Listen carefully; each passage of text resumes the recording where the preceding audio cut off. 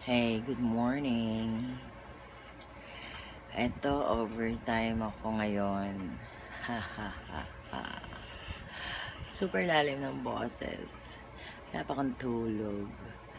Anyway, first of all, I would like to thank everyone because we hit 1,000 subscribers. Yay! I'm so happy. Maraming salamat po sa patuloy na panonood at pag-support sa aking mga vlogs. Well, wala akong masyadong mai-vlog nowadays, kundi yung mga lakbay luto kasi syempre, we are endorsing Eden and I am having the time of my life cooking different mga classic dishes na pina-extraordinary natin, of course.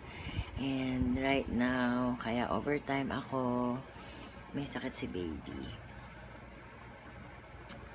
Yes, nilalagnat siya just early this morning and then nawala. Tapos, ngayon bumalik naman. Oh my God, kawawa. Hindi ko basta matulugan to kasi nagko-convulsion siya. Kasi anong bata ako, ganun din convulsion So, to prevent yung mga ganyang mga pangyayari, no, let's make sure na hindi sila tago. Nakasando lang siya, and then tinanggal ko yung shorts niya. And pinampapahid ko is, ito yung cold water. Mas okay pa rin yung Bimpo, yung nakasanayan natin na basang Bimpo, yan. Ito, nakalagay sa noon. Tapos, syempre, katabi natin lagi ang thermometer para ma-monitor. Basta nag 38 point something na siya pataas. Yan na, super pahid na ako sa kanya maya. Pag umabot ng 39, basain na yung ulo. Kasi sobrang init na yun. 38.9 or 39, ganyan.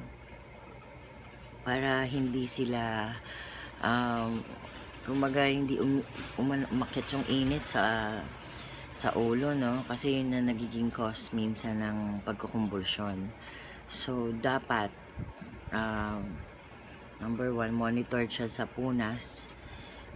Kasi siya nagchichill nga nagchichill siya. So, di mo malaman kung nagkukumbulsyon na ba siya o ano, no? So, kailangan tutok, walang tulog, no? Kasi lahat tulog, kailangan all eyes, kumbaga on her talaga para monitor din. Ang paracetamol pwedeng every 4 hours pagka hindi bumababa ang lagnat niya, every 4 hours. Pero pag ano naman siya, yung normal na lagnat lang, talagang every 6 hours siya, yung tamang pag-inom. Tapos pag sobrang taas na Advil na, yun ang anti-convulsion bababa siya kaagad pag Advil ang pinainom. Right now, hindi ako ready. Wala lahat kasi hindi ko na-expect na uulit. Buti na lang bumili ko ng Tempra. Meron ng Tempra tablet ngayon for kids So, umiinom naman siya. Pero, mas maigi pa rin na may laman yung tiyan. Sabi nila paracetamol kahit walang tiyan, okay lang. Pero much better kung may laman ng tiyan pag uminom ng paracetamol para mas mabilis ang effect na. So, right now, she is sleeping soundly and I am watching her para matutukan ko siya pag uminit. Maya ako nakuha ng temp pagka umiinit, punas, takbo sa baba, get cold water. Cold water talaga yung pagpapahid natin para mas effective ang ating pagpapababa ng lagnat. Yan ang mga tips pag may sakit si baby. So, not everyday happy. But, mom duties and kailangan, syempre, super bantay tayich. It's already 3 o'clock a.m. Pwede na siyang uminom ng medicine around 4 to 5 kung sakali na pa rin, mataas pa rin. Pero for now, okay siya. Kasi nga kakapahid ko lang din ng masang Bimpo with cold water na yung ginamit ko. Kasi ayaw na umeffect nung talagang tap water lang. Oh my gosh. Kamusta naman mga Mars? Miss na miss ko na kayo. Today, this month pala, birthday month na ni baby. So, usually pag birthday niya, ewan ko ba, bakit biglang magkakasakit. Minimal lang naman, ganito, lagnat-lagnat, minsan ubot sipon. We cannot prevent those viral mga sakit ng bata, lalo na ang weather ngayon napakapangit. Sometimes ang init-init, di ba, daily mainit, and then maya aambo na, pinong-pino. Yan ang malakas makasakit. So sa advice ko sa mga anak na pumapasok, magdala ng jacket na merong hood para anytime syempre protected sila kung sakaling may mga ambon. So, I make sure na meron siyang jacket lagi na dala sa school na merong hood para if ever unexpected things happen, na biglang umulan, biglang umambon, they are ready. Kasi hindi all the time magpapayong yan. Mga tamad dyan eh. Yung mga chikiting natin, mga tamad magbibit-bit ng mga payong, raincoat. So, pagka jacket, syempre medyo astig ang dating. So, mas bet nila yung mga ganong factor. And also, huwag kalimutan ng mga vitamins, multivitamins sa mga bata para matibay ang immune system, panlaban sa mga viral. Ayun na nga.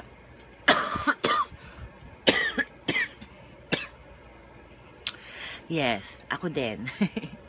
Kasi, syempre, kaka-work.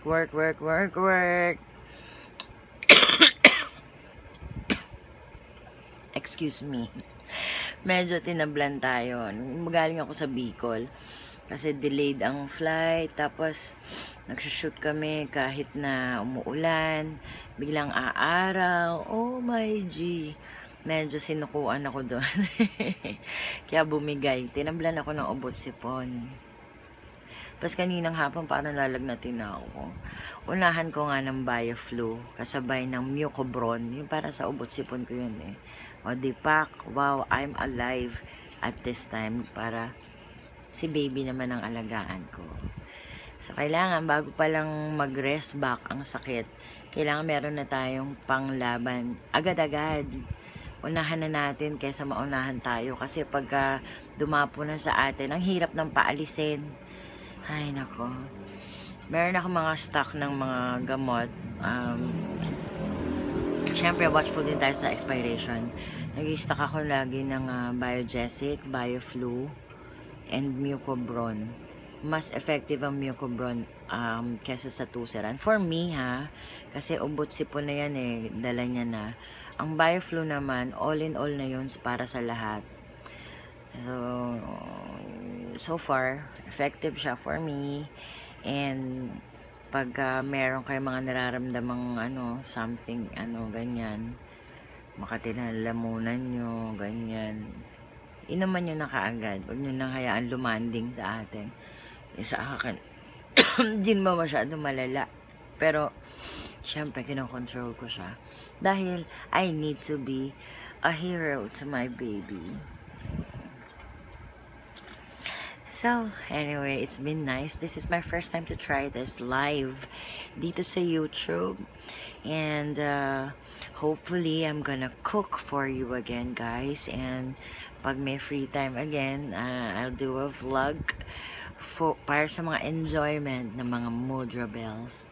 Alright? Thank you so much. And I love you guys. See you soon. And next Eden Lakbay Luto will be in Cebu and Jensen. So, next week, I'll be in Cebu. Kita-kits po tayo dyan. And then, September 4, yun ang aking last na biyahe for Eden Lakbay Luto, which will be in Jensen. Oh my gosh, I'm excited. Sana naman hindi na delayed ang flight ng PAL. Huwag ng palpak, okay? Ayun. Anyway, okay naman services nila eh. So, circumstances unexpectedly happened. So, I guess it's no one's fault naman. So, yeah, be it. Sige, sleep tight kayo Tsaka, I'll see you around. Bye muna for now. Maglalaro na lang ako ng Candy Crush and have some coffee. Good night. Sleep tight.